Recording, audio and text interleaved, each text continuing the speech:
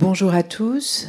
Dans cette conférence, il y a forcément des choses que je ne sais pas s'il y a d'autres visiteurs, mais que mon visiteur repéré de ce matin va retrouver, puisque les coulisses de l'exposition m'amènent forcément à parler du contenu de l'exposition. C'est un peu difficile autrement. Et donc pour ceux qui ne l'ont pas encore vu, c'est une espèce d'introduction, peut-être de mise en bouche, pour avoir les principales clés de cette exposition. On m'a posé deux questions. On me pose régulièrement deux questions quand je commence ces visites. C'est la première, depuis quand vous travaillez sur ce sujet? Et la deuxième, mais vous n'êtes pas spécialiste des jardins, vous n'êtes pas spécialiste de botanique. Comment est-ce que vous êtes arrivé là? Les deux sont liés. Le premier acte, on va dire, c'est en 2016, donc vous voyez que c'est une longue aventure, lorsque le château a acheté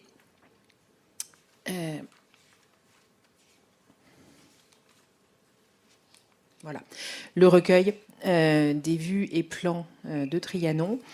Le recueil illustré donc d'aquarelles de Châtelet et recueil qui a été commandé par Mick pour Marie-Antoinette et qui fait partie d'un ensemble de quelques recueils avec donc des plans et des illustrations, des aquarelles offerts par Marie-Antoinette à quelques visiteurs privilégiés.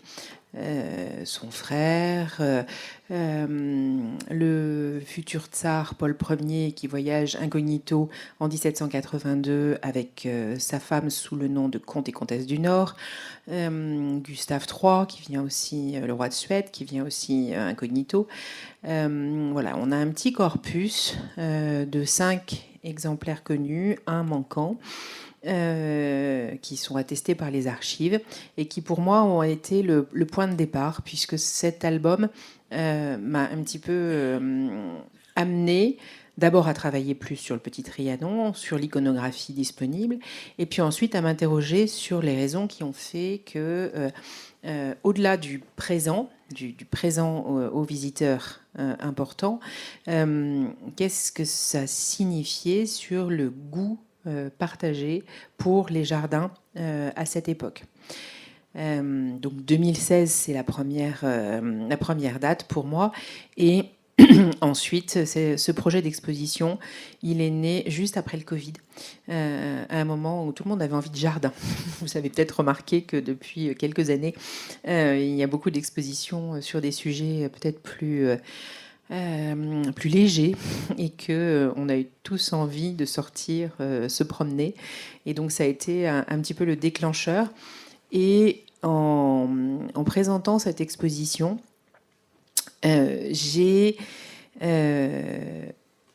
eu envie de développer un paradoxe, de développer quelque chose d'assez contradictoire pour Versailles, puisqu'on a ce regard très versaillocentré où on pense que Versailles c'est le plus grand palais du monde, Versailles c'est le plus beau jardin à la française, Marie-Antoinette c'est la plus grande reine, et le Trianon c'est ce qu'il y a de plus beau. Et quand j'ai expliqué ma hiérarchie que mon idée était de montrer que en fait le petit Trianon c'était un jardin parmi tant d'autres, et un jardin à la mode, mais un jardin qui ne lance pas la mode, qui suit une mode qui existe depuis déjà au moins une trentaine d'années et dans toute l'Europe.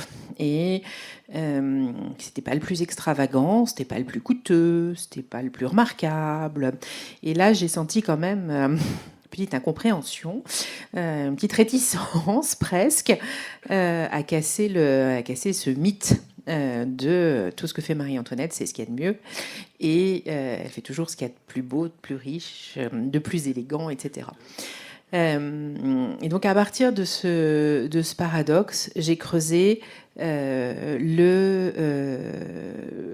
creusé le filon en quelque sorte pour essayer de voir quels étaient les jardins équivalents, plus grands, plus spectaculaires, ou voilà, tous les plus qu'on peut imaginer qu'on trouve en Europe.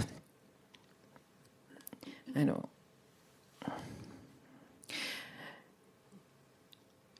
première illustration de ce jardin du Petit Trianon, le jeu de bague. Jeu de bague qui m'a évidemment interrogée, d'abord parce qu'il a disparu, donc, et que là l'aquarelle est très délicate, mais on sait que c'était extrêmement clinquant, et surtout, comme vous pouvez le voir, juste à côté du petit château de Gabriel, donc château qui symbolise l'élégance à la française. Donc voilà, donc un contraste qui devait être quand même assez violent. Je me suis interrogée, donc pourquoi ce jeu de bague? Ce jeu de bague, il y en a plusieurs, il y en a même presque dans tous les domaines, enfin dans beaucoup de domaines, et notamment celui de Trianon est inspiré de celui de Monceau, la folie Monceau, la propriété du duc de Chartres, et Marie-Antoinette fait venir une maquette du du jeu de bague de Monceau. Mais on va en trouver à de nombreux endroits, et ça nous donne une des dimensions de ces jardins, qui sont des jardins d'amusement et qui sont des jardins de plaisir, et qui sont même des espèces de parcs d'attractions privés au moment où apparaissent les parcs d'attractions publics à Paris, mais aussi dans toute l'Europe. Et pour aller jusque le plus loin dans la géographie et le plus extrême peut-être, c'est Catherine II de Russie qui crée dans son jardin anglais de Tsarskoye-Selo les fameuses montagnes russes, donc qui sont l'extrême chronologique de la période que j'ai étudiée. On est vers 1800-1801. Donc voilà, cette dimension de divertissement et d'amusement, elle est partout. Et puis le goût chinois, je vais y revenir. Autre élément essentiel, le temple de l'amour. Étonnant de voir qu'il y a des petits temples partout qui ont tous un petit peu cette forme-là. Voilà. De nouveau, une petite construction, le belvédère, mais qui est associé à un rocher, rocher qui est censé évoquer, avec la montagne qui est à côté, un paysage des Alpes. Alors c'est un petit peu difficile aujourd'hui de visualiser les Alpes au-dessus du lac, mais je vous assure que c'est comme ça qu'il était perçu, un paysage alpestre en miniature, et un visiteur s'exclame même qu'il a eu l'impression de voyager dans les Alpes et de retrouver exactement la gravure de la grande publication qui représente donc les voyages pittoresques de la Suisse, avec ces gravures qui représentent exactement ce qu'il a vu au Petit Trianon. Effectivement, aujourd'hui, ça vous demande beaucoup d'imagination. Alors ça vous demande beaucoup d'imagination parce qu'évidemment le problème d'un jardin, c'est que ça évolue, et le problème des arbres, c'est qu'ils poussent, et que quand on crée le Petit Trianon, on crée à partir de rien, et donc on creuse le lac, on crée la montagne, on crée la grotte, qui est donc dans le vallon entre la montagne du Belvédère et l'autre montagne, la montagne du Limaçon. On crée donc tous ces paysages, on les plante. Évidemment, pour les planter, on n'a pas des arbres qui font 10 mètres de haut. Et à chaque fois, les jardiniers demandent les plus grands sujets. Ça, c'est dans les courriers de Richard au directeur des différentes pépinières. Mais les plus grands sujets, ils font 3 mètres, 4 mètres. Donc, c'est beaucoup plus facile d'imaginer un paysage des Alpes en miniature si on s'imagine que voilà, on a au premier plan les grands arbres font 4 mètres, au deuxième plan en montant on a les arbustes, et tout au sommet de la montagne on a simplement de la bruyère. Voilà, et on a ce paysage du coup qui est créé de cette façon-là. Et puis le rocher qui doit être une cascade comme on va en trouver les gigantesques cascades des Alpes, voilà, qui est reproduit. Le tout en miniature. Et puis, ce théâtre, là j'y reviendrai un tout petit peu plus tard. Ce constat de la variété des éléments représentés, de cette composition, m'a amené à chercher ailleurs en Europe d'autres exemples. Et alors, je vais peut-être commencer par la France, pardon.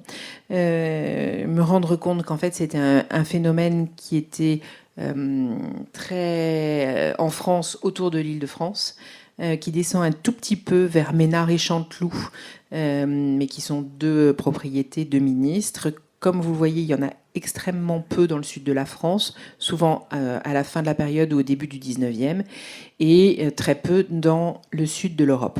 C'est un phénomène qui est particulièrement marqué, évidemment, en Angleterre, puisque c'est là qu'il naît. Et on a donc la notion de jardin anglais qui est importante, mais qu'on n'appelle pas un jardin anglais en Angleterre, qu'on appelle un landscape garden. C'est assez logique comme appellation. Un jardin qui s'insère dans un grand paysage, un paysage plus vaste. Ce qui m'a aussi intéressée, c'est que, là aussi je vais y revenir un tout petit peu plus tard, mais on peut vraiment lier ces jardins à tous les mouvements de pensée, à l'économie, aux mouvements de société de la deuxième moitié du XVIIIe siècle. Et là, les jardins donc, en Angleterre, qui naissent un petit peu avant, dès les années 1730, tout le XVIIIe siècle, c'est la période de l'enclosure, donc de la création d'immenses domaines aristocratiques dont on supprime en fait les petites séparations et les domaines englobent la totalité des villages, des maisons, des fermes, pour en faire un seul espace appartenant en grandes familles aristocratiques. Donc ça, c'est un mouvement économique bien connu, enfin économique et social, mais les jardins anglais naissent autour de ça, de cet enrichissement important des grandes familles qui donc font construire ces châteaux dans les différents comtés et d'agrandissement des domaines. Et les jardins autour de ces châteaux vont déborder en quelque sorte sur le paysage, déborder de manière visuelle. Le paysage va faire partie du jardin par un certain nombre d'artifices, et notamment les haha. Alors je pense que vous savez ce que c'est que les haha. J'adore les haha. Quand on va en Angleterre, on en voit partout. Il n'y a pas besoin, on peut aller autour du jardin de Trianon, on en trouve. Donc c'est ces fossés qui marquent la séparation entre le jardin et le domaine, ou deux jardins, et qui font une séparation sans séparation visuelle. Je ne sais pas par contre si vous connaissez les ho-ho, dont j'ai appris l'existence en Angleterre, à Stowe. Et donc le haha est suivi quelques centaines de mètres plus loin par le ho-ho, qui lui marque la séparation entre les prairies, la campagne cultivée en quelque sorte, et derrière les troupeaux, pour que les troupeaux ne puissent pas franchir cette limite. Donc ça montre bien le côté très vaste, hein, très éloigné que peut prendre ce jardin. Et puis c'est un mouvement qui va se répandre en Allemagne, beaucoup, en Pologne, jusqu'en Russie, en Belgique, et qui arrive en France dans les années 1770, alors qu'il arrive plutôt en Allemagne dès les années 50, un peu plus tard évidemment en Russie, hein, plutôt 1780-1800, et qu'il va pointer son nez en Italie, à Caserte, et en Espagne, à Aranjuez, mais vraiment à la toute fin du XVIIIe siècle et début du XIXe siècle. Ces bornes chronologiques, elles sont importantes parce que elles marquent la transition entre le jardin à la française et le jardin romantique.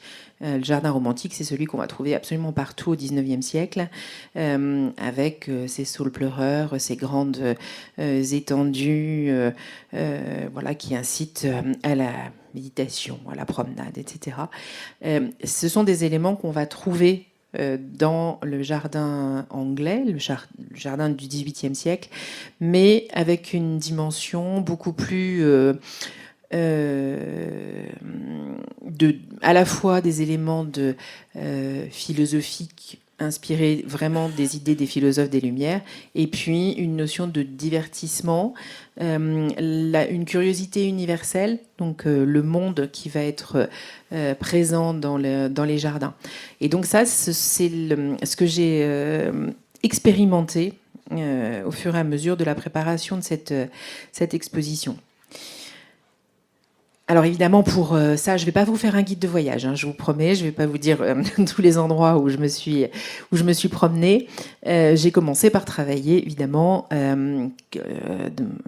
sur les sources, hein, puisque ce que je voulais faire dans cette exposition, c'était ne mettre que des œuvres du XVIIIe siècle.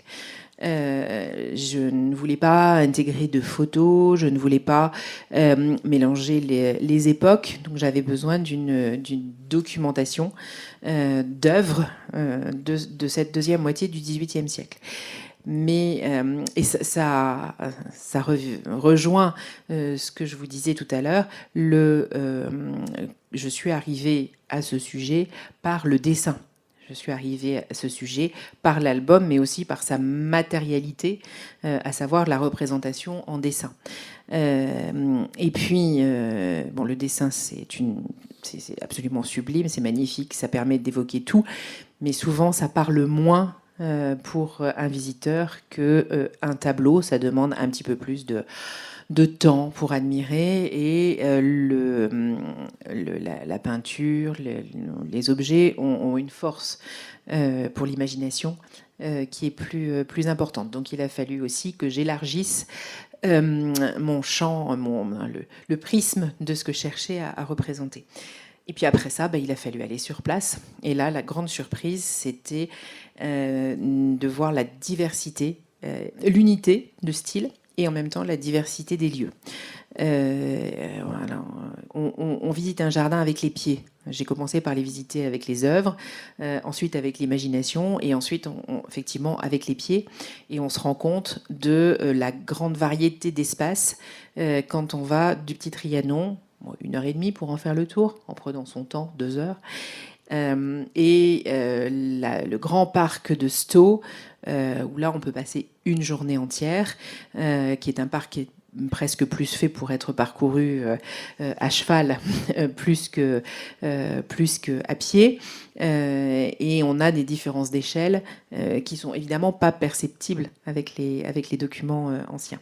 Donc là, je vais juste vous montrer un tout petit peu un exemple qui m'a particulièrement frappé et permis vraiment de rentrer dans ce sujet. C'est le jardin de Stourhead. Et vous voyez là sur le plan,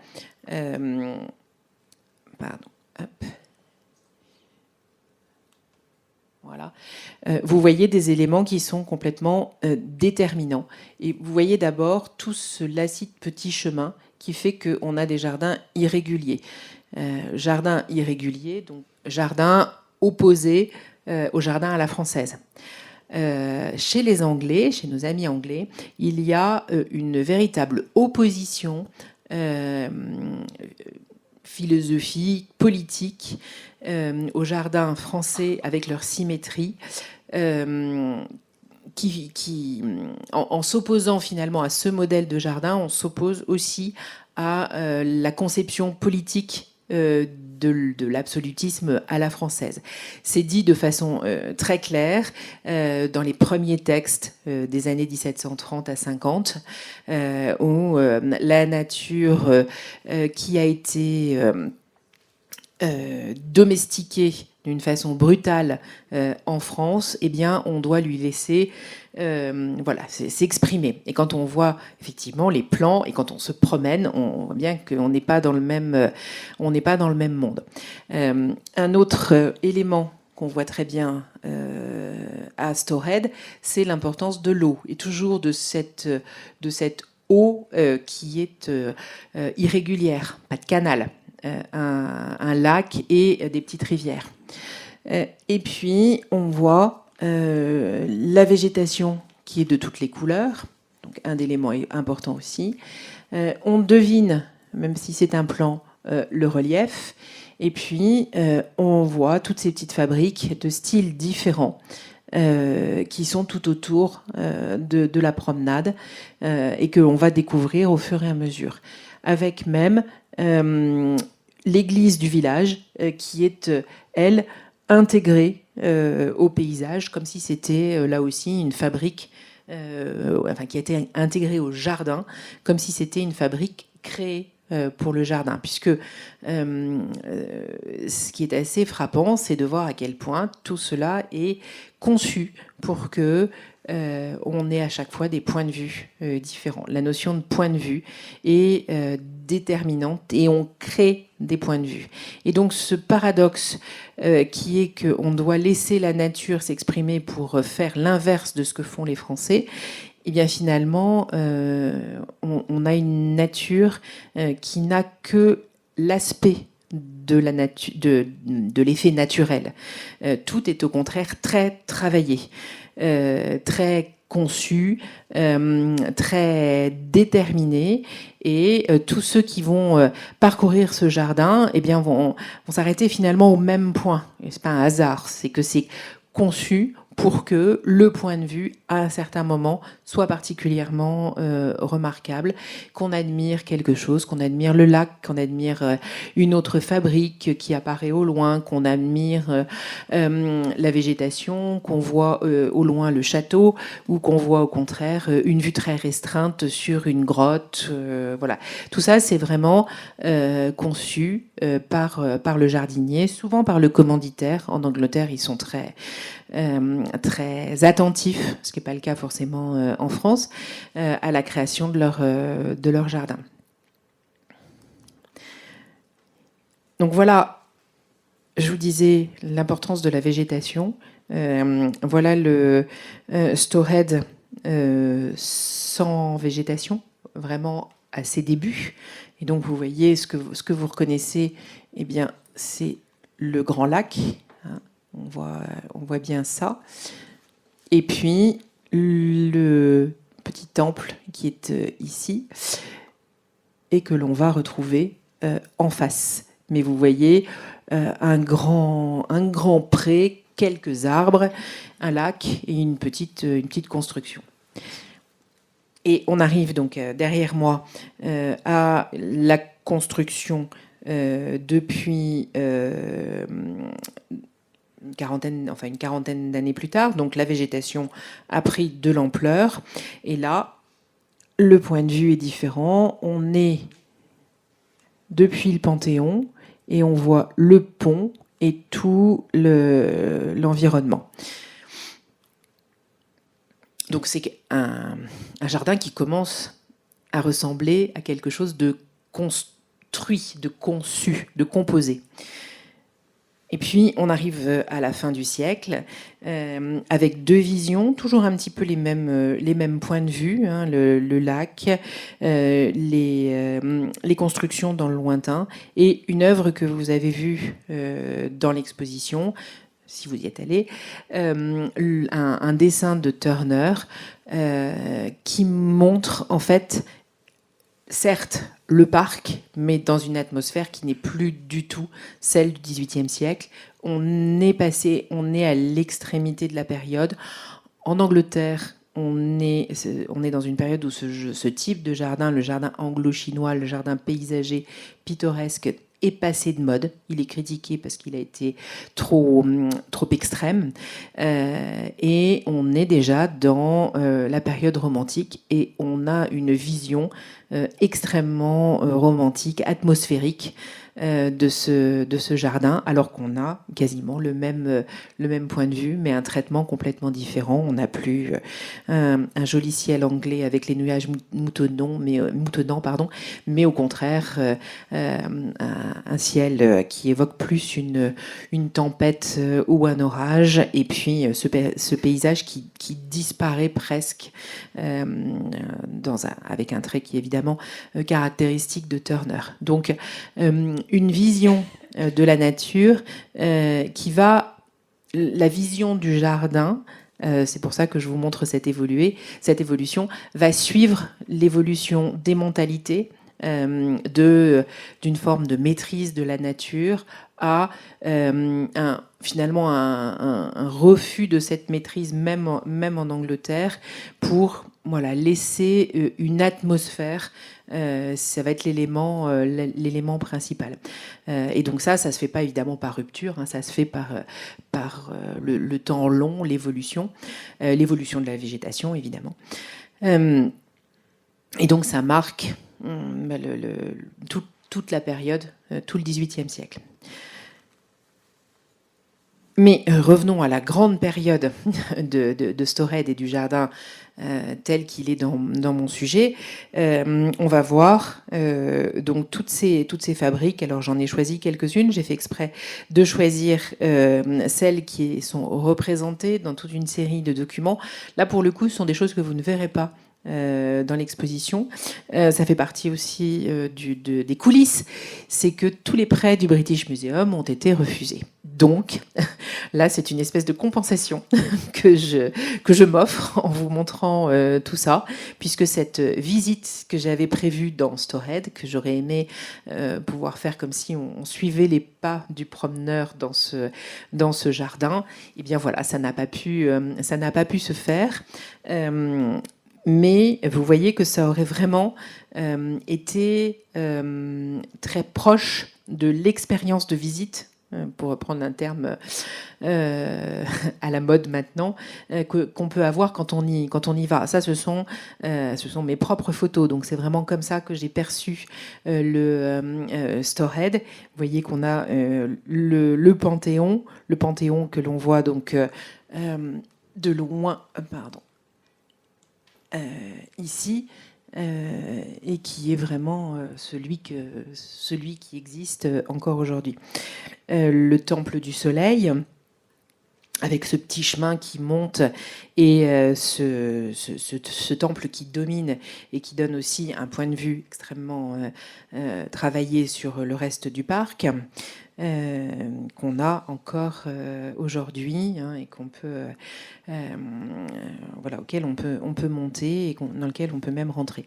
Le principe de l'exposition, c'est aussi de donner envie à nos visiteurs français d'aller voir tous ces parcs, et à nos visiteurs nombreux étrangers de montrer les liens qui existent entre le château de Versailles qu'ils visitent et ce qui se fait aussi dans les autres pays d'Europe, y compris donc dans leurs propres pays. Donc vraiment, si j'ai appris quelque chose, c'est à quel point aller voyager pour les jardins, c'est un plaisir absolu. Un autre temple, une autre vue du temple du soleil. Donc là, vue depuis le lac, vous reconnaissez le pont, et le temple en hauteur. Vous avez déjà compris forcément que dans ces éléments, alors j'en ai beaucoup parlé ce matin dans la visite, il y a deux éléments essentiels dans ces jardins. Alors, pardon pour l'évidence, mais le premier, c'est la nature. C'est un jardin. Mais les éléments de la nature sont vraiment utilisés pour en faire un théâtre. Et on crée de véritables scènes de théâtre en utilisant tous les artifices que l'on peut utiliser. Les artifices, mais à partir de la nature. Donc on va planter différentes espèces d'arbres, on va utiliser pour créer une scène les rochers, les rivières, les cascades, et puis on va ajouter les fabriques. Et un exemple que j'ai donné, que j'ai pas illustré là, mais là aussi qui m'a beaucoup frappé, c'est à Méréville. Méréville, c'est un lieu dans lequel on peut aller, hein, c'est ouvert, c'est dans le sud de l'Essonne. C'est un très beau parc, mais qui a été conçu par Bélanger et par Hubert Robert pour le fermier général Laborde, donc un jardin extrêmement riche et qui arrive à la fin de la période en France, hein, puisqu'il est créé entre 87 et 94, donc au moment où on est dans l'aboutissement de ce principe-là, et puis qui a été abandonné et qui a perdu ses fabriques qui sont dans un autre parc privé à Geurs. Et alors là, le choc, c'est de voir à quel point ces fabriques qui sont posées dans un jardin plat perdent tout leur intérêt, tout leur charme, tout leur sens.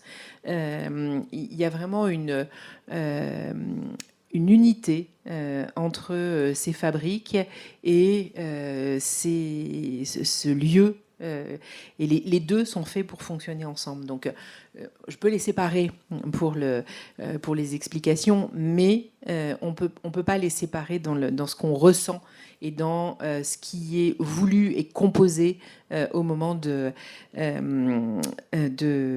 la création de ces jardins. Un autre... Alors, toutes ces fabriques, évidemment, elles sont de styles très différents. C'est ce que a voulu faire Carmontel au Parc Monceau. Alors, le Parc Monceau, qui s'appelle Parc Monceau aujourd'hui, qui est la Folie Monceau ou la Folie de Chartres, qui est un grand parc au XVIIIe siècle, un grand jardin. Je vous invite à aller le voir avec les images que je vous montre, notamment celle-là. Et eh bien, le choc, il est un petit peu violent. Il y a eu beaucoup d'émerveillement et puis beaucoup de désillusion en voyant un certain nombre de parcs. Et donc, Méréville en fait partie avec le site qui a perdu ses fabriques. Vraiment, il lui manque quelque chose.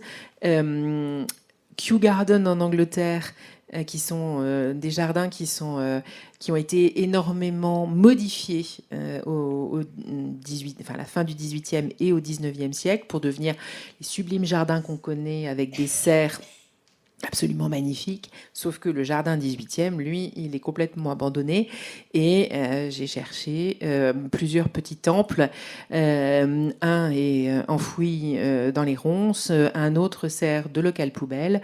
Donc ces temples, enfin cette vision 18e, elle a du mal à continuer à exister, soit parce que l'urbanisation à grignoter et jusqu'à dévorer complètement ces jardins dont il reste peu de choses, soit parce qu'ils ont été abandonnés et donc un peu pillés, soit parce qu'ils ont été transformés, ils ont vécu leur vie de jardin, hein, au fur et à mesure du temps.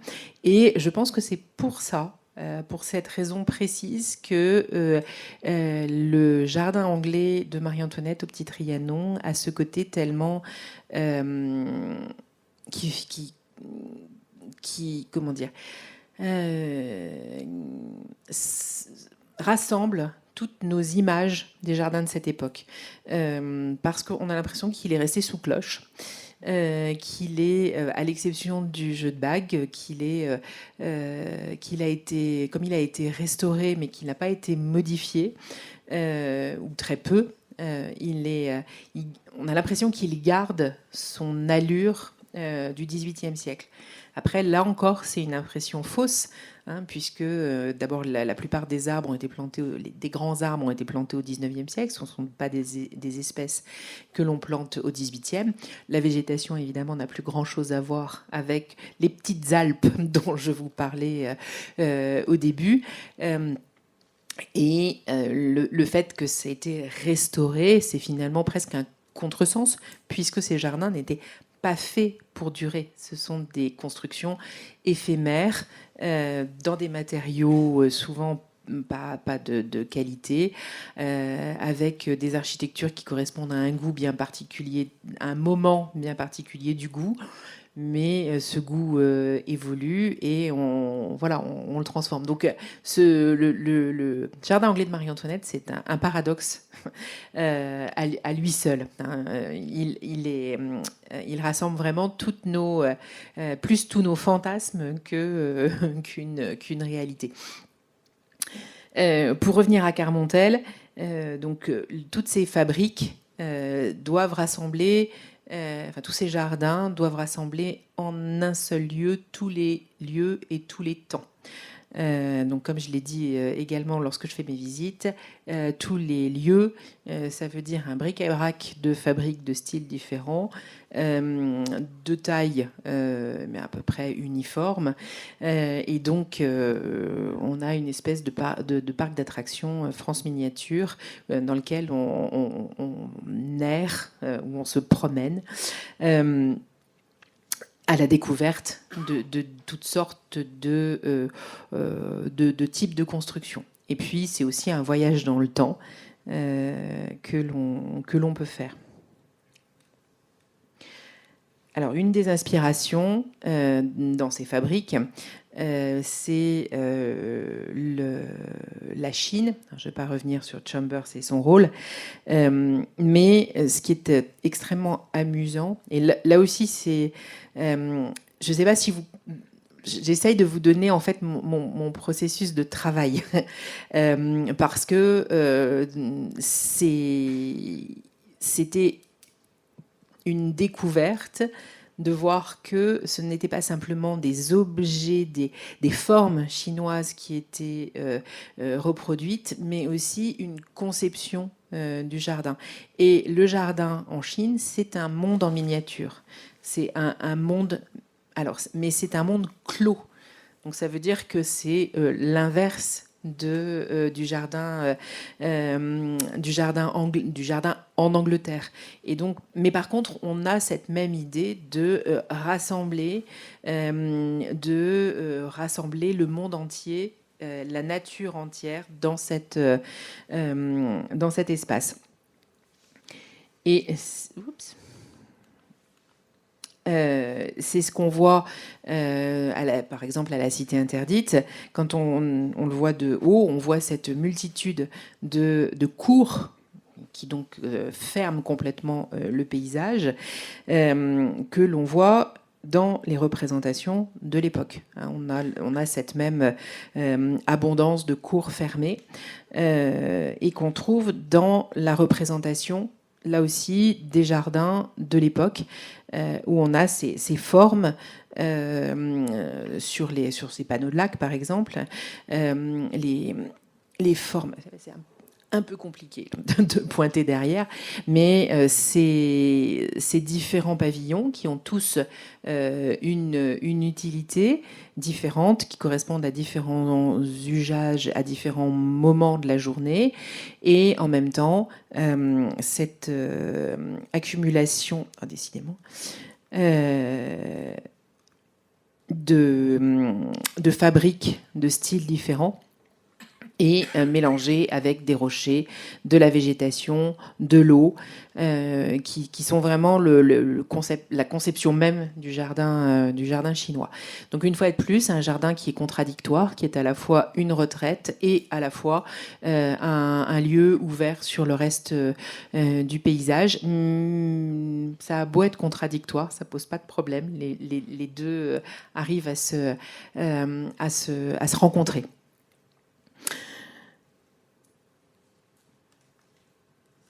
Alors, pour revenir un petit peu plus à l'exposition, la grande question, c'est comment évoquer ces fabriques, leurs différents styles, dans une exposition.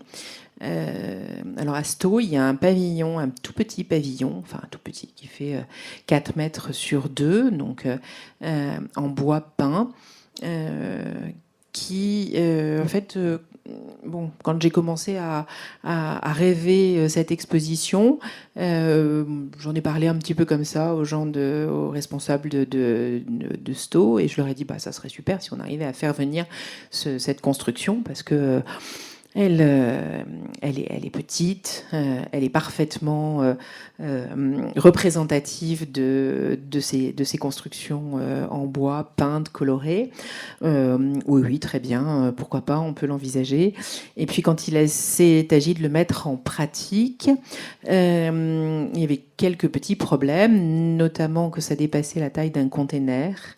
Donc là, ça devenait un petit peu plus compliqué, que ça pouvait plus être démonté parce qu'il avait été démonté, remonté et qu'il était maintenant trop fragile pour être démonté, qu'on pouvait prendre un grand container, mais que c'était uniquement un transport par cargo parce qu'il ne passait pas sous le tunnel sous la Manche, et cerise sur le gâteau, il ne rentrait pas par les grilles et les portes du petit Trianon. Donc, un principe de réalité fait que eh bien, je n'ai pas pu emprunter un pavillon. Et donc, comment est-ce que, en dépassant la représentation, le dessin, la peinture, comment est-ce qu'on fait passer l'idée de ces fabriques et l'idée que ce sont des formes que l'on va retrouver au XVIIIe siècle dans les arts décoratifs. Et bien justement en montrant des objets d'art qui ont ces formes-là.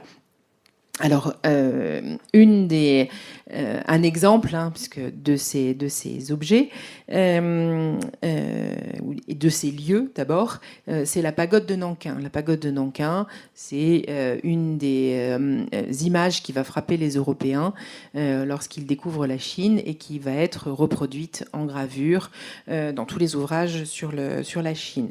Et puis, vous savez que les Chinois vont assez vite comprendre le débouché économique que représente l'Europe et vont fabriquer des objets qui sont destinés à l'exportation, y compris donc des modèles de pagodes dans différents matériaux.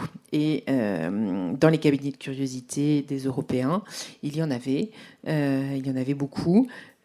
En France, évidemment, il y en a beaucoup, beaucoup ont disparu, beaucoup ont été vendus et puis ont perdu de leur intérêt après la Révolution.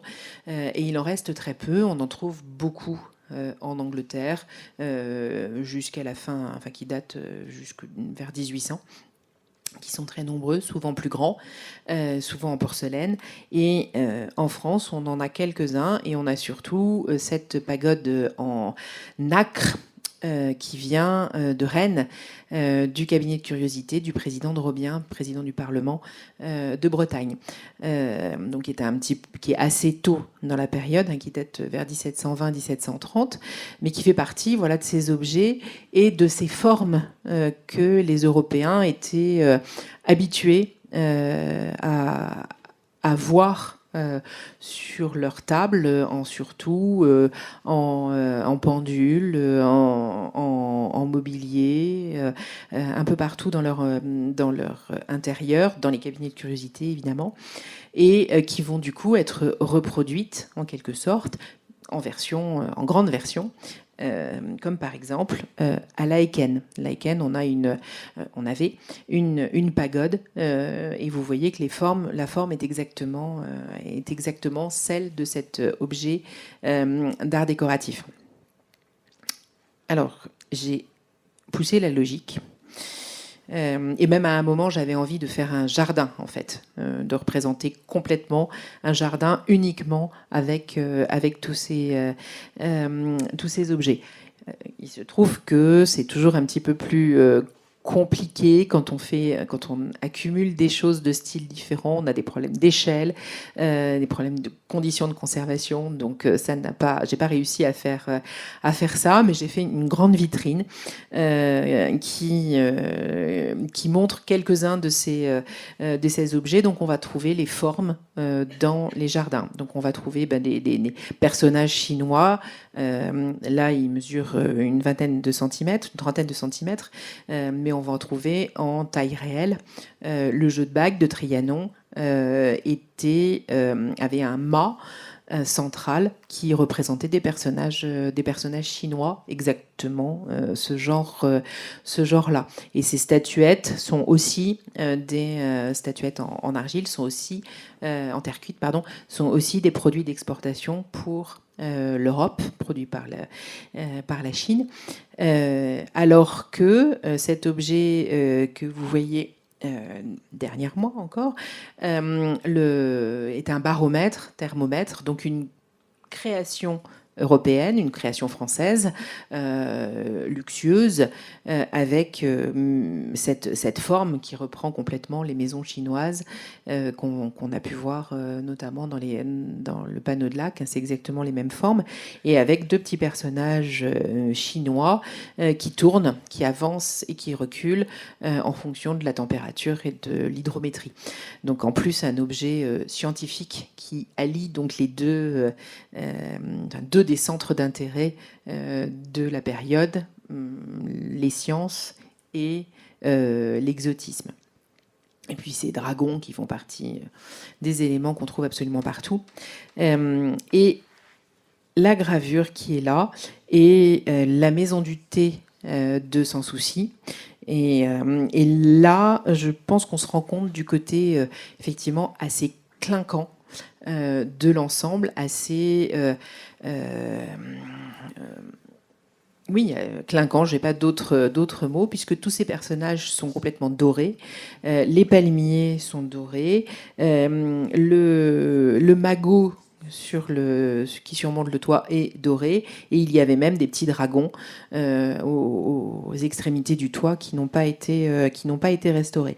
Et donc, ce vocabulaire des arts décoratifs, on va le retrouver dans les fabriques d'inspiration asiatique.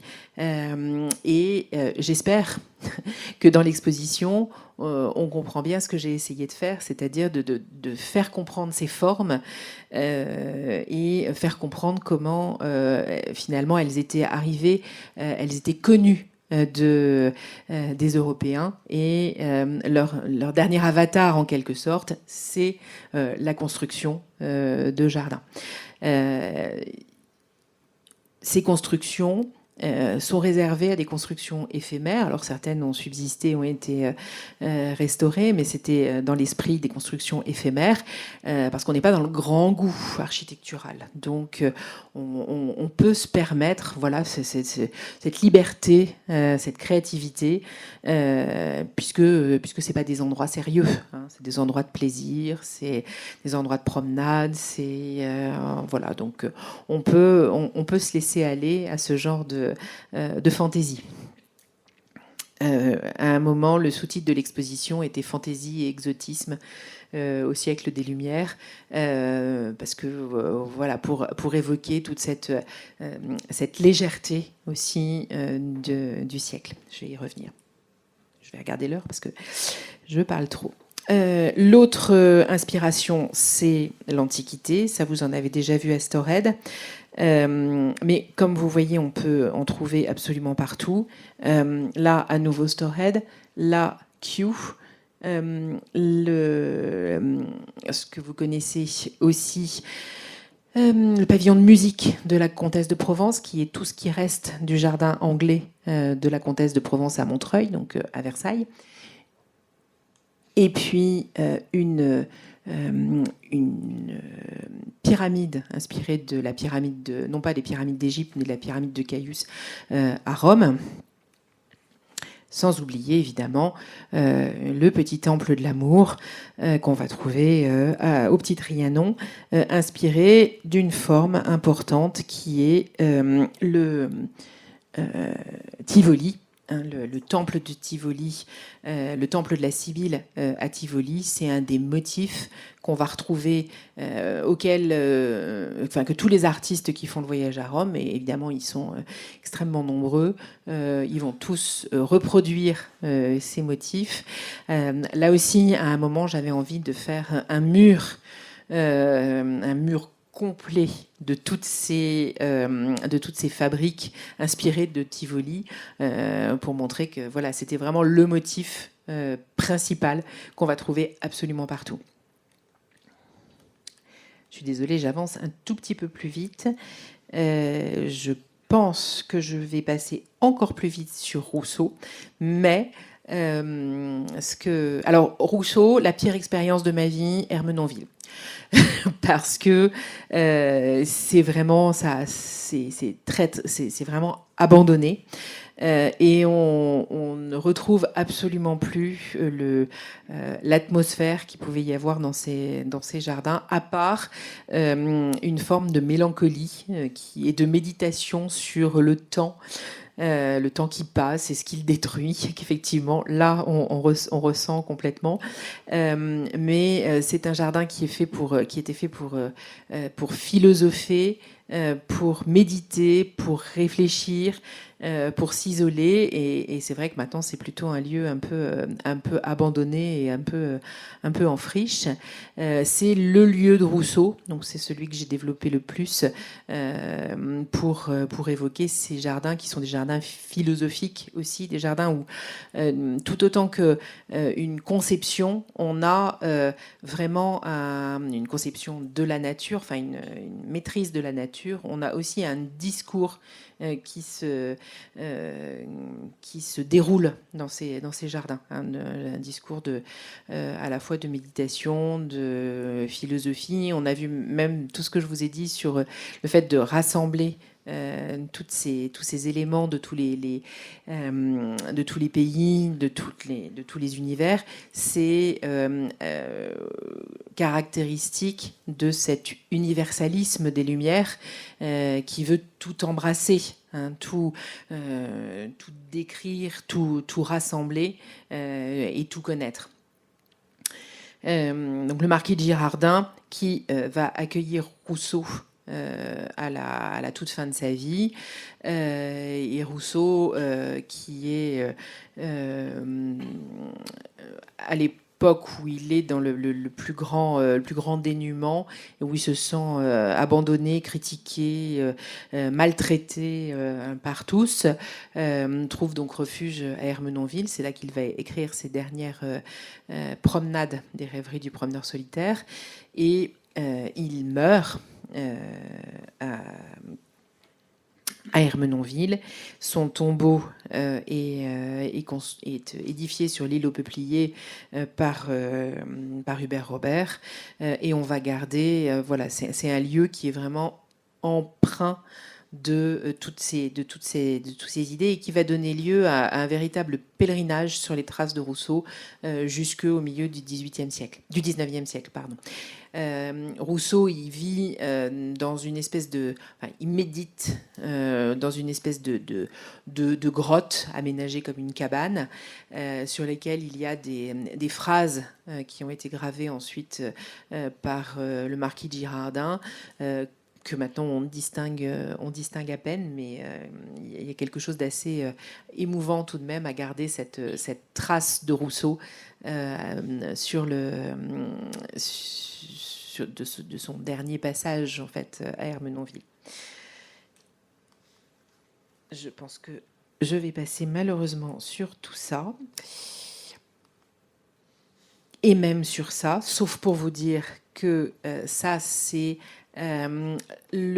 presque le point de départ de l'exposition dans sa réalisation, parce que c'est un des plus beaux prêts que j'ai obtenus, et c'est un des premiers, et c'est celui qui a finalement entraîné les autres.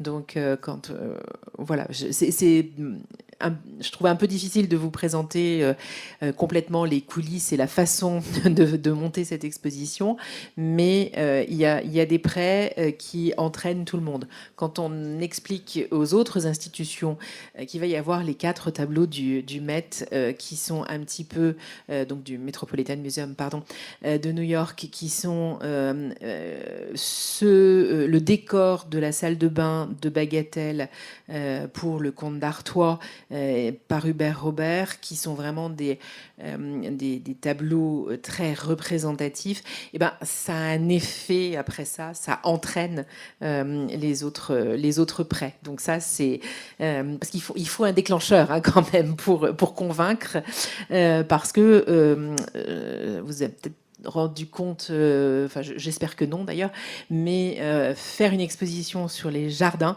ça n'a rien d'évident en fait, puisque le jardin, comme je vous l'ai dit, c'est une expérience, c'est une promenade, c'est la nature, donc en fait il faut trouver des biais. Et donc, il faut trouver aussi des œuvres. Et cet ensemble est particulièrement important, puisque d'abord, c'est donc un décor pour une propriété de campagne autour de laquelle il y avait un jardin anglais. C'est un résumé de la pensée et de la peinture d'Hubert Robert, avec tout ce décor qui mêle nature et antiquité. Alors Hubert Robert, on ne va pas le trouver du côté de la Chine. C'est pas du tout sa sensibilité, sa curiosité. Par contre, l'Antiquité, et le voyage à Rome et en Italie, ensuite il va le recycler hein, dans toute sa peinture. Et là, on a aussi bien la colonne que l'aqueduc, que le temple. Une fois de plus, temple de la Sibylle. On a l'importance de l'eau. Alors, c'est un décor de salle de bain, mais vous avez vu que dans ces jardins, l'eau est extrêmement importante. Donc, on a l'eau sous forme de fontaine, sous forme de grandes cascades, de lacs, et puis avec cette ouverture vers la mer. Donc, on a vraiment l'eau sous toutes ses formes. Et puis, une autre des caractéristiques des fabriques ou des demeures qui se trouvaient du XVIIIe siècle, c'est la nature qui vient à l'intérieur des salons, des différentes pièces de ces petites demeures de campagne ou des hôtels particuliers parisiens. Et la nature avec ces tableaux de très grande dimension pour la pièce. Là, les tableaux du Met sont pas très grands, mais c'est une petite pièce qui est complètement baignée en fait dans la nature, sans mauvais jeu de mots. Je me rends compte que c'était pas le mot le plus adapté, mais pour une salle de bain, mais qui est voilà complètement environné de nature, qui en plus qui est renforcé par le fait que il y a des fenêtres qui donnent sur les jardins, des effets de miroir, et donc la nature est absolument partout à l'intérieur. Donc ce nouveau sentiment de la nature hein, qui est exprimé par Rousseau notamment, cette recherche de refuge dans la nature, on va la trouver aussi dans les décors intérieurs. Alors, refuge dans la nature, mais dans sa version luxueuse, hein, forcément, même très luxueuse. Le refuge dans la nature n'est pas donné à tout le monde. Hein. C'est un goût partagé par toute l'aristocratie, les élites européennes. Évidemment, ce sont des jardins, des peintures, des constructions. L'ensemble est extrêmement coûteux. Ce que je voulais aussi vraiment pouvoir exprimer, c'est ce que vous avez, je pense, découvert depuis le début hein, avec le plan de Stored, à quel point la promenade est un élément important. La promenade, c'est quelque chose qui apparaît. Évidemment, on marche avant, hein, mais la notion de promenade apparaît au XVIIIe siècle. L'importance de la promenade, à la fois pour comme lieu de sociabilité. On se promène, notamment sur les Champs-Élysées au XVIIIe siècle, pour se rencontrer aux Tuileries. Et on se promène pour admirer les différents points de vue dans ces jardins particuliers. Et toute ce nouvel état d'esprit, ça va induire, par exemple, une nouvelle mode avec des robes plus étroites, plus légères, un petit peu plus courtes, qui permet aux dames de marcher réellement. Et on va le retrouver dans la peinture. On va trouver des choses beaucoup plus légères et on va progressivement abandonner les portraits mythologiques, notamment marqué en France, qui est vraiment la façon de représenter la plus fréquente, pour des portraits qui sont dans la nature et des portraits dans des tenues de plus en plus, on va dire, moins formelles. C'est ce que donc on peut voir avec ces deux tableaux, l'un de Romney, l'autre donc un des grands peintres, un des grands portraitistes anglais du XVIIIe siècle, l'autre d'Élisabeth Vigée-Lebrun, représentant Marie-Antoinette. Alors, voilà, tant pis pour... là aussi, je suis désolée, c'était ce matin, c'était pareil. Le scandale, c'est pas ce dont je vais vous parler, mais de regarder vraiment la tenue qu'elle porte. Ce n'est pas un déshabillé, ce n'est pas une tenue, ce qu'on a pu dire sur une tenue de ces jeunes femmes à la mode qui le matin reçoivent leur marchande de mode, leurs amants, et dans un environnement de chambre avec voilà, une espèce de peignoir en déshabillé. Là, on voit bien qu'on est dans une robe d'extérieur, une robe de promenade, complètement inspirée de la mode anglaise.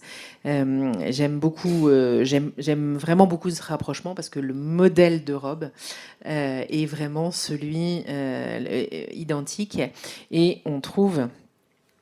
alors ça, c'est une de mes grandes frustrations, là encore, puisqu'il faut aussi tenir compte de ce qui se passe comme autre exposition quand on prépare une exposition. Et cette robe à l'anglaise, cette nouvelle mode, ça, elle est dans l'exposition. En revanche, celle-là, qui se trouve au musée de la Toile de Jouy, eh bien, été exposée à la grande exposition Marie-Antoinette Style au V&A, et ne pouvait pas être réexposée une deuxième fois sitôt. Et j'ai fait ma demande trop tard. Voilà. Donc c'était une frustration, surtout qu'à mon sens, elle était très mal mise en valeur dans l'exposition anglaise, où elle était noyée dans toutes sortes d'autres tenues, voilà, sans montrer vraiment son côté exceptionnel. L'autre, il y a vraiment deux robes de la fin du XVIIIe qui, a priori, existent dans les collections publiques. Une autre est à Manchester. Une autre viendrait, a priori, vraiment de la reine, offerte à la femme de l'ambassadeur anglais qui est venue à Trianon. Et celle-là n'est absolument plus prêtable. Elle est dans un état beaucoup trop fragile. Donc voilà, donc ça fait partie des petits manques, parce que c'est vrai que mettre en rapport, et vous voyez qu'on a exactement, enfin on n'a pas exactement, mais on a une coupe et ce jeu de transparence, de finesse du tissu, de côté bouffant aussi sur là on l'a pas sur les manches, mais on l'a sur le corsage, et tout à fait dans l'esprit du tableau. Tout ça pour vous dire que ce tissu qui devient extrêmement à la mode dans les années 1780, c'est aussi une importation anglaise. C'est pas juste la forme qui est à l'anglaise, c'est qu'on a le tissu, le coton est importé d'Angleterre. Et c'est en ça que voilà, ces jardins, ça permet de tisser d'aller dans toutes les directions de la société. C'est vraiment un sujet très complet et qui amène dans plein de directions différentes.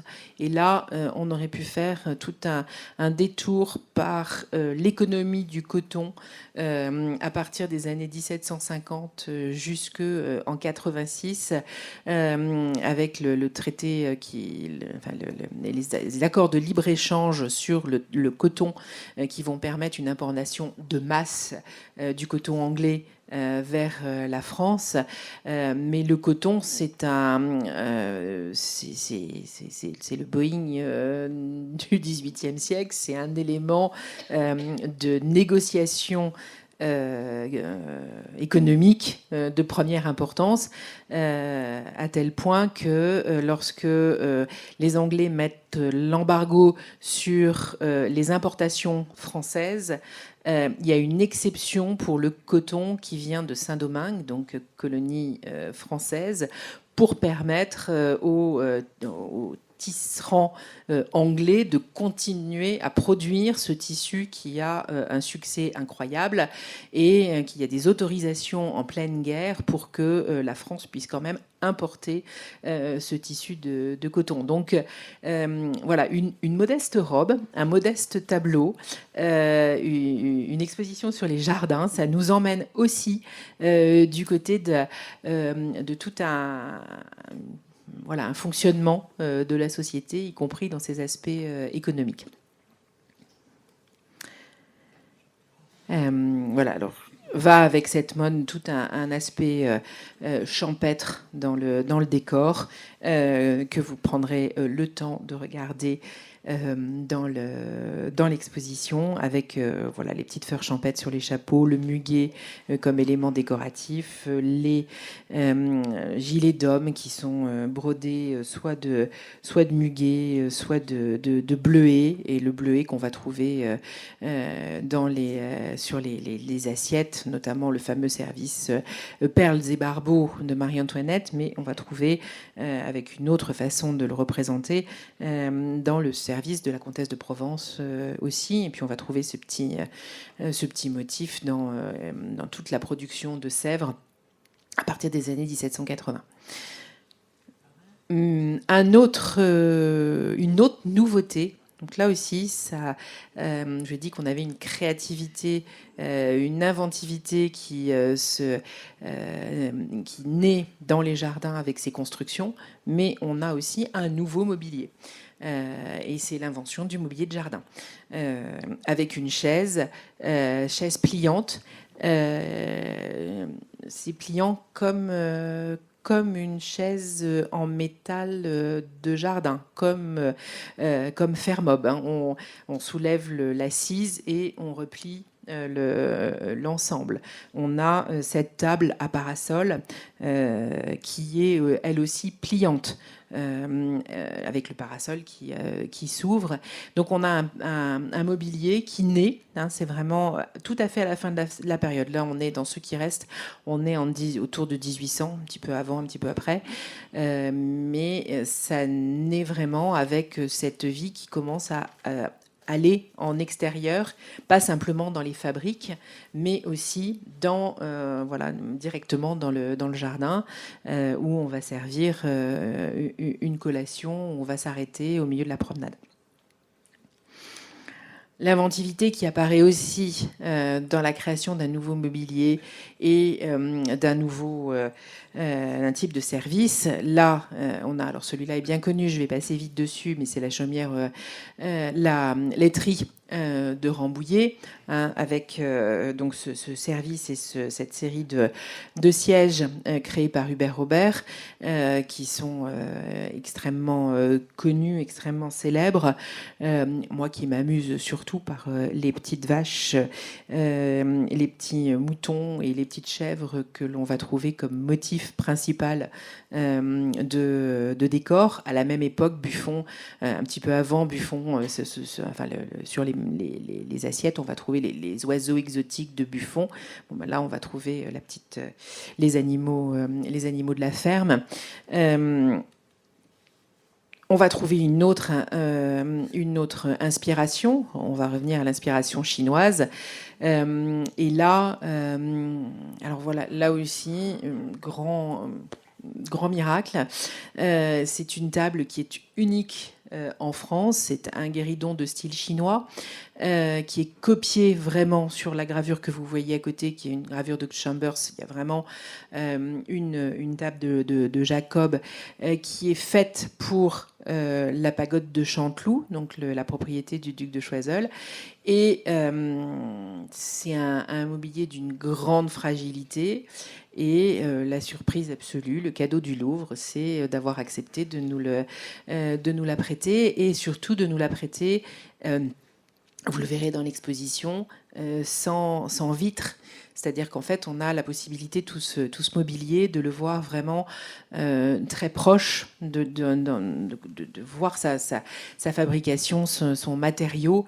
Et ça, pour moi, c'était vraiment aussi une grande satisfaction.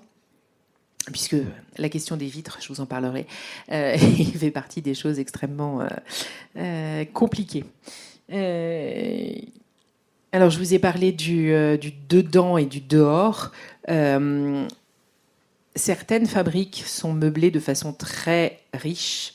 C'est particulièrement le cas, le hameau du Petit Trianon. Vous savez on l'appelle souvent le palais en pièces détachées, le palais en morceaux, parce que chaque maison avait son usage, mais que à l'intérieur, donc l'aspect rustique cachait un intérieur extrêmement riche, luxueux. Et puis certaines fabriques font du dedans-dehors une caractéristique et créent une unité. Et puis on a même l'extrême, qui est donc une des chaumières de Chantilly, où vous voyez qu'à l'intérieur, on a un décor en trompe-l'œil, un décor de forêt, avec des sièges en gazon et des tables en rondin. Et donc, c'est une des nombreux avatars de la cabane rustique, pardon, qui est... J'ai du mal à pas faire plusieurs passages qu'on va trouver, donc la cabane qu'on va trouver dans plusieurs jardins. Là, on a celle de Bagatelle, qu'on voit ici avec son toit recouvert d'herbe, et qui va avec son mobilier. Donc mobilier rustique aussi. Là, c'est pareil, je vous invite à le regarder de près. On a vraiment des branchages, on a l'impression qu'ils sont tenus entre eux par des cordes. Donc c'est assez original, on va dire. Et je pense que la palme de l'originalité, en tout cas celui qu'il n'était pas question de sacrifier dans l'exposition, c'est ce décor de grotte. Alors je vous montre d'abord toutes ces grottes créées dans les jardins. Là, on a celle de Storehead.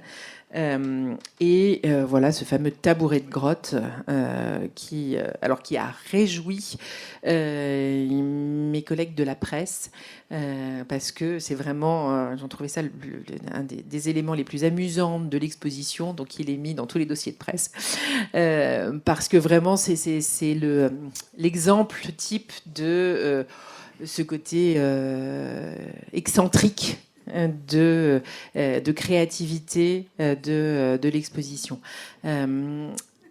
Alors, je reviens sur une petite anecdote, parce que, évidemment, ça surprend un petit peu. Je pense que, voilà. Et j'ai eu une remarque qui m'a quand même un peu étonnée, en me disant: oh là là, mais vous êtes allé chercher ça dans les fonds de tiroir, c'est moche. C'est vraiment très moche. Bon, alors je vais pas vous dire que c'est un exemple du beau absolu. En revanche, j'espère que maintenant que vous avez compris la présentation et l'esprit dans lequel j'ai fait cette exposition, c'est montrer au contraire que ce goût, il fait un pas de côté. Il sort du bon goût, du grand goût inspiré de l'Antiquité, et tous ces jardins, ça permet cette liberté, cette créativité, et aussi cette unité entre le décor et le mobilier qui est conçu pour. On est dans quelque chose une imagination qui est débridée, une liberté, et on a envie dans ces jardins, voilà, d'amusement et de liberté. Et donc je pense que ça aussi, c'est une des choses qui rassemble en fait toute cette imagination de ces jardins. Et puis là aussi, oui, alors là, il faut vraiment que j'accélère. Je vous incite à aller voir ce tableau et y passer vraiment du temps, parce que c'est donc le village aux automates de Lunéville, 88 automates qui représentent tout un village, et donc vous avez le moulin, le rémouleur, l'ermite, le troupeau, les vaches, les canards. Il faut imaginer que tout ça faisait du bruit, hein. C'est pas juste un décor mouvant, mais c'était aussi voilà, bruyant. Donc un spectacle en soi. Et ce qui m'amusait aussi dans le fait de mettre ce tableau, c'est que on voit bien qu'on a un décor à tous les niveaux. On est dans le jardin, crée un décor, et puis on va mettre un jeu qui là aussi met en scène c'est ce village là cette fois-ci, mais aussi d'autres choses. Et donc ce qu'on a dans le décor de théâtre se retrouve dans le jardin, et on a comme ça un dialogue permanent. Pour l'anecdote, on a donc là un ermite, mais on sait que, par exemple, à Bête, chez la princesse de Monaco, eh bien, il y avait un ermite qui était un vrai paysan, qui était payé pour faire l'ermite et qui était payé de rester dans son ermitage, de l'entretenir et de répondre aux questions des visiteurs. Donc là, on a vraiment l'acteur même qui fait partie du jardin, et donc on passe de l'automate au vrai paysan, mais faux ermite qui est là pour jouer un rôle. Voilà, donc je vais sacrifier les fêtes. Je vais sacrifier les décors de théâtre, mais pour revenir, pour juste un de ces décors est présenté, mais on va trouver dans le décor de théâtre exactement le même genre de scène que ce qu'on va trouver dans les jardins. On va trouver du gothique, on va trouver du chinois, on va trouver des grottes, et on trouve la même, on recrée en fait une atmosphère qu'on va déjà créer dans les jardins. Alors ça, j'aime beaucoup ce canapé.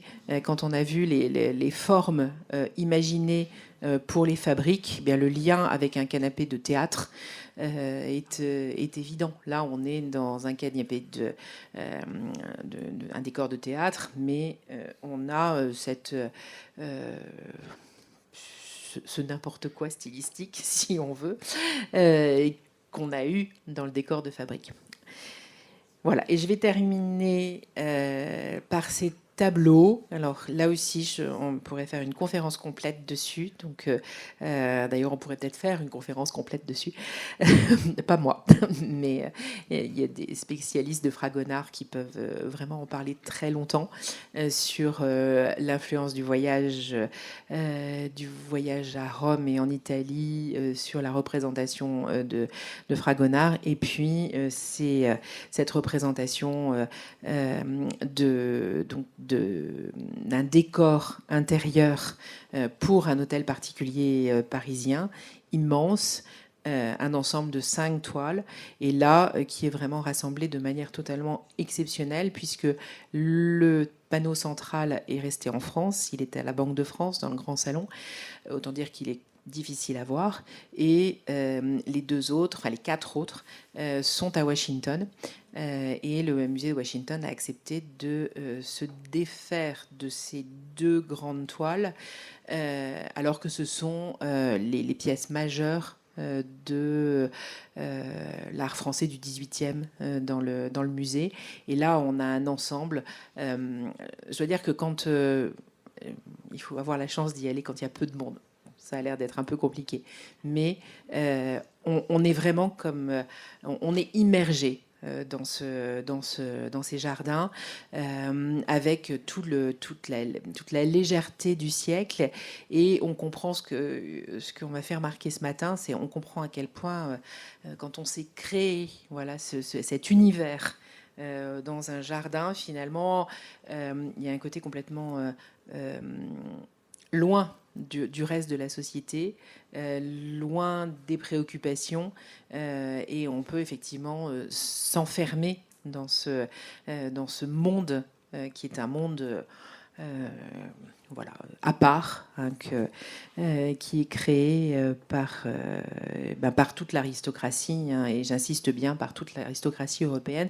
Je ne parle pas uniquement là, de Marie-Antoinette et de son goût pour, enfin son refus de la vie de cour, de l'étiquette, et de son souhait de ce refuge particulier du petit Trianon, mais vraiment tous ces parcs témoignent d'une envie de retraite et de se créer un monde parfait, en fait, dans un environnement naturel rêvé.